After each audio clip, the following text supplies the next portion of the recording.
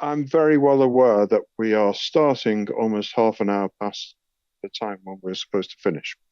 So I'm going to keep this brief. This is a big, complex subject, which I cannot do justice to in a few minutes. So I'll touch on a couple of brief highlights here, but mostly I'm going to say that I'm going to schedule a couple of product council sessions to go through the roadmap in detail. My first comment is to say that this is a draft roadmap. It is not finalized. It has been reviewed within the MojaLoop Foundation, but now it has to be reviewed by the community. So I need people to come along to Product Council over the next 2-3 weeks and review it in some depth before it can actually be adopted. So I'm going to go as quickly as I can, and here we go. Okay, so you've been through the short-term release schedule. You've heard about that from me. You've heard about it from James and Sam. So I will just carry on. Our current work streams are really about business as usual. Deploy it, get DFSPs onboarded, and make sure it meets the performance expectations. And in the background, Sam is making sure that all the bugs are fixed, everything works, security is maintained, and releases are managed. I view that as our BAU set of work streams. Then we have these other active ones, which are participation tools for fintechs and dispute management, which are actually straight donations from the community, and we're very grateful. LEI addressing for merchant payments, that's a collaboration with Glyph, and another one that we are very, very grateful for and has potential long-term implications. And of course, MojaLoop Evolution. You've heard Lewis talking about Tiger Beetle adoption, but that's only one aspect of it. There's the new accounting model, new reporting, new settlement tools. This is the medium-term roadmap. And as I said before, the green lines are working groups and the blue lines are technical. There are handouts around the room, I'm told, where you can actually look at these in a little more detail. There's a tendency for everybody to view MojaLoop as the stuff on the left, the hub, ALS, PISP, settlement, etc. But we do, as part of the open source, we also have a whole bunch of overlay products. The finance portal, and I know that others have developed finance portals. We have a merchant payments QR code use case, which is much more than just making a payment. It's all about merchant registries, generating QR codes, etc., etc.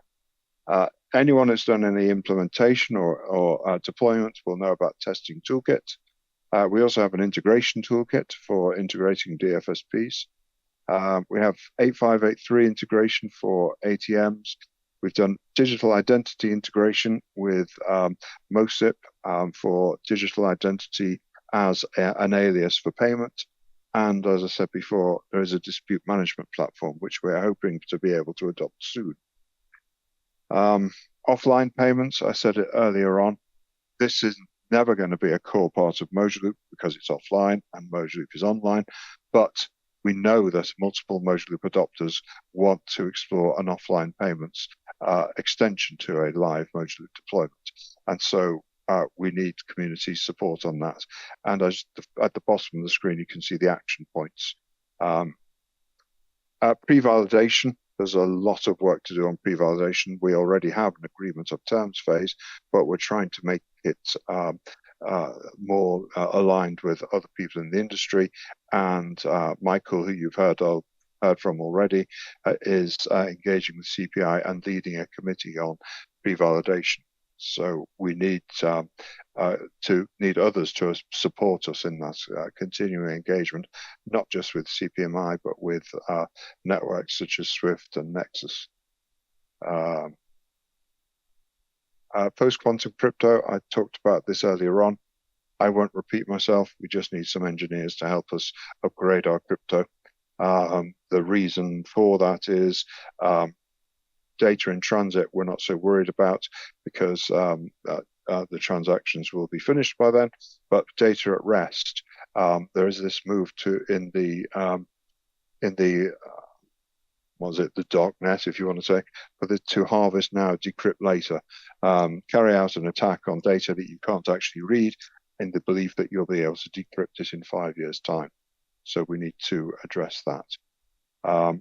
Request to pay, we have a request to pay capability, and it's very successful, but we know that other instant payment solutions such as Pix and UPI have implemented layers on top of that RTP functionality in order to develop the richness of financial services to underserved customers. And I think that that's something that we need to address as well. ISO 222, we need to engage. There's a crossover with agreements of terms, but we need to engage with SWIFT, the World Bank, other global bodies to influence development of IP+, CBPR+, and make sure that Moja Loop is aligned with and has an influence on the development of them. And that also includes the engagement with CPMI. Stable coins, tokenized deposits, really important, but it's not something that we desperately need to do much about within the Moja community. We'll keep a watching brief on this area. We remain interested in the use of either for the purposes of settlement. QR codes, we have them already implemented in our merchant payments use case, but we need to think about how they work when we interconnect into other IPS networks, and in particular, how it works for small vendors or casual traders. Looking to the future, believe it or not, that was all short, medium term.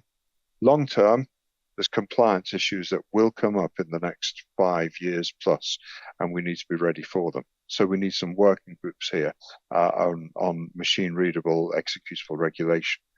The 5-year outlook, well, there's external drivers. I suggest you read this on the handouts, really. I'm not really going to go through it, but I would say, please, if you're interested in machine readable regulation and its implications, please join a working group that we will be establishing. And similarly, AI, not something that we need to do anything about now. In fact, it would probably be irresponsible to do it. But we will need to do it as agentic AI becomes more stable, more reliable, and we will need to begin to integrate it into the Moja purpose. So again, we're going to convene a working group to think about all of this. I won't go through that in any detail. Again, we need an engaged, productive, collaborator community. I am going to, as I've already said, schedule some product council sessions to go through this in detail. I apologize for rushing through this, but I know that we have some important items to discuss after this presentation, and I don't want to delay them any further. I'm going to hand over to Julie now and ask her if she wants to lead any sort of debate or address any questions. Hi, Paul. Thank you for this. Because we are a bit rushed by time, I just want to really insist on 2 points that Paul made earlier. The first thing is the handouts that Paul mentioned are here. I'm going to leave it on the table. If you want to know more about the roadmap and see a summary of the roadmap and the call for action, we printed that. So I'll leave them outside for people who are interested by the document to pick up. I think out of the presentation, short of 2 main asks from us being the product team within the Moja Loop Foundation, this roadmap that you've seen should represent the need of the community. So if you think that none of this topic or a lot of this topic are not in line with your immediate business priority or what you're working on, please let us know and we'll adjust the roadmap accordingly. The second thing is to make sure that we constantly review and design a roadmap that, again, are in line with your business priority. Please engage with us with your business priority as well, because we know that across the community, there are several adopters who are working on the same topic. For example, government payments I know it's coming across several jurisdictions and so on. So we will be able to convene a group so that potentially we can make sure that part of that contributions are consistent and effectively like the work done by a jurisdiction can be leveraged by another. The last thing I also wanted to insist is if you are interested in any of the working groups that Paul mentioned, I think Paul mentioned it several times during his presentation. Again, please reach out. I think like there are a few topics which unfortunately today are not really discussed in the world of IPS at the risk of IPS operator being forced to then fitting into some design principles that are defined. I'm thinking, for example, of agentic AI. Today, it's discussed a lot in the card world, but it's not yet discussed in the IIPS world. So it's an opportunity for us as practitioners in the IIPS world to come together and potentially engage with also other IIPS practitioners to discuss what agentic AI in the world of IIPS should look like. So I think that's it. I know we are running extremely late, so I stop here. But yeah, please really feel free to reach out. I think there was also an email address shared. The printout will be outside, and we are more than happy to engage with you on any feedback on the roadmap. Perhaps we can just take one or two questions quickly, if there is any. Yeah.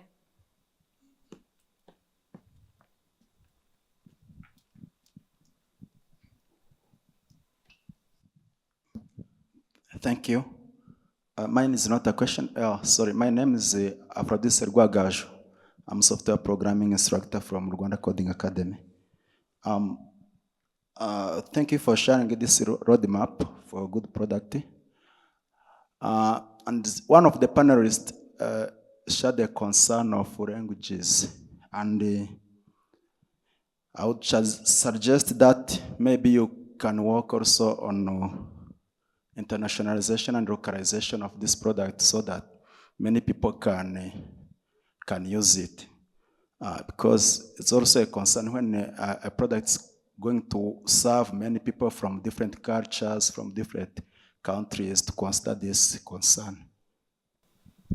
Yes, thank you for this comment. I think this is also one of the main key takeaways from us as a product team to work on involving the platform in different language. And I think there is already a jurisdiction that has mentioned that they will help us to translate all the documents and also like some of the features of the platform in French. Can I respond to that, Julie? Oh. Can you hear me? Yeah, please. We're very aware of this requirement, but this is one area where we desperately need contributions, to be honest. We need people who can help with that translation task. We did have it on the roadmap for more than a year, and we were seeking contributions, and we never got anyone who was willing to spend the time to do the translation. So we need your help on this. So we're not blind to this. We know it's a need, but we need the community's help, please.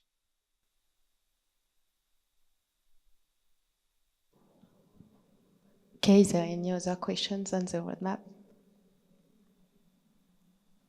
No. So, okay, again, I leave the printout at the table outside. Thank you so much. Thank you, Paul. Thank you.